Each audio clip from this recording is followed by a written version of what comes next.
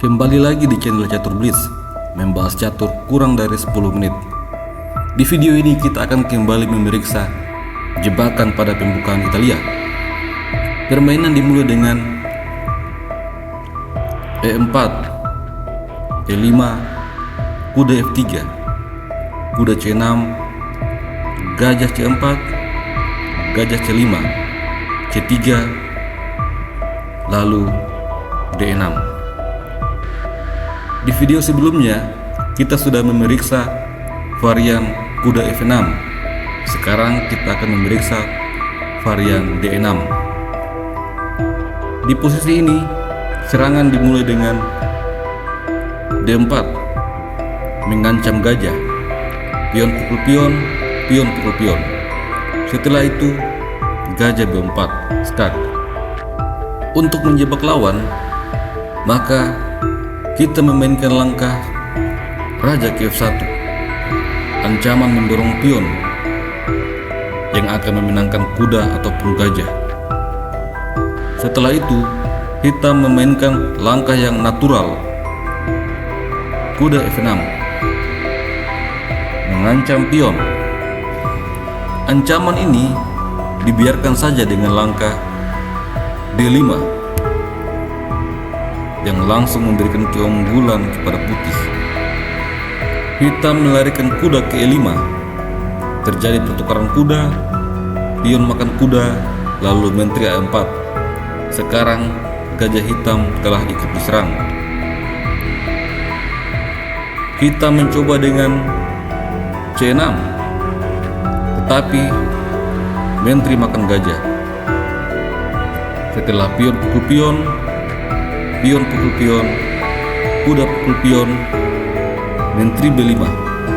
Kali ini kuda juga terancam. Hitam bisa mencoba gajah D7, lalu menteri makan kuda, mengancam skakmat. Sampai di sini putih telah unggul. Kita ke contoh kedua. Apa yang terjadi jika pada langkah ke-7 hitam memainkan gajah ke D7? Maka kita bisa memulai dengan menteri B3, mengancam pion F7. Putih juga bermaksud mendorong pion ke D5 sehingga kuda terusir dan menyebabkan gajah B4 siap diambil oleh menteri. Oleh karena itu, hitam menarik mundur gajah ke A5. Setelahnya, gajah makan pion, skak. Sekarang ada dua pilihan bagi raja hitam, F8 atau E7. Kita lihat apa yang akan terjadi jika raja F8.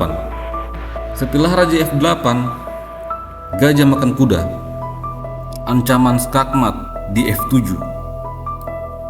Benteng makan gajah, kuda G5, mengancam skakmat. Jika menteri E7, kuda makan pion, skak. Raja harus lari ke E8. Setelah itu, menteri makan benteng, skak. Menteri terpaksa menutup skak, lalu menteri makan menteri adalah skakmat. Oleh karena itu, mengatasi ancaman ini, hitam mencoba dengan menteri E8. Tetapi kuda makan pion, skak. Setelah raja ke E7, gajah G5, skakmat. Kita kembali. Kita telah memeriksa raja F8.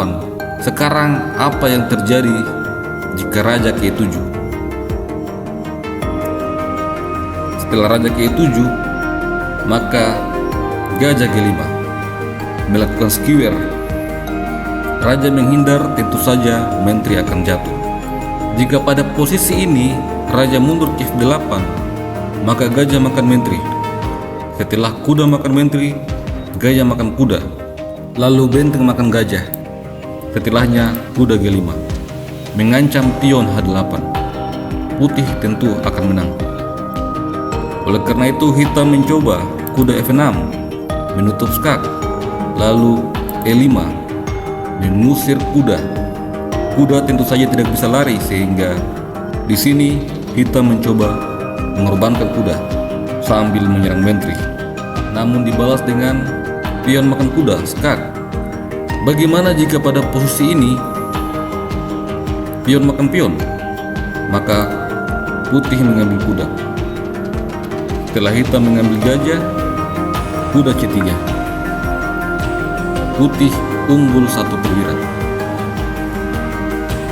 Pion makan pion adalah suatu kesalahan.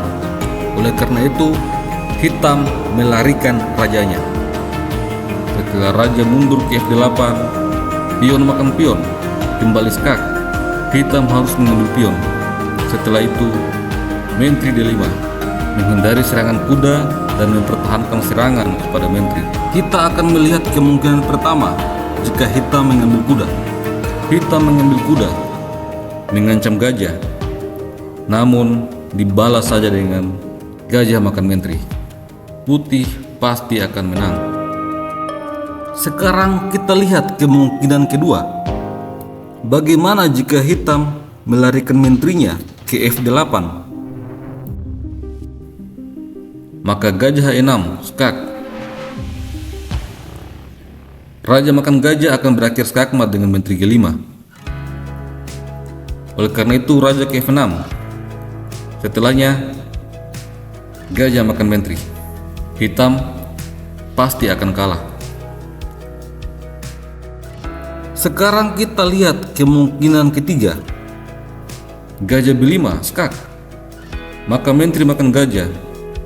Setelah kuda makan menteri, gajah makan menteri. Benteng makan gajah, lalu A4 mengancam kuda. Raja makan gajah, pion makan kuda. Setelah itu gajah B6. Lagi-lagi putih unggul 1 perwira. Sampai jumpa lagi pada video selanjutnya. Gens Unasumus.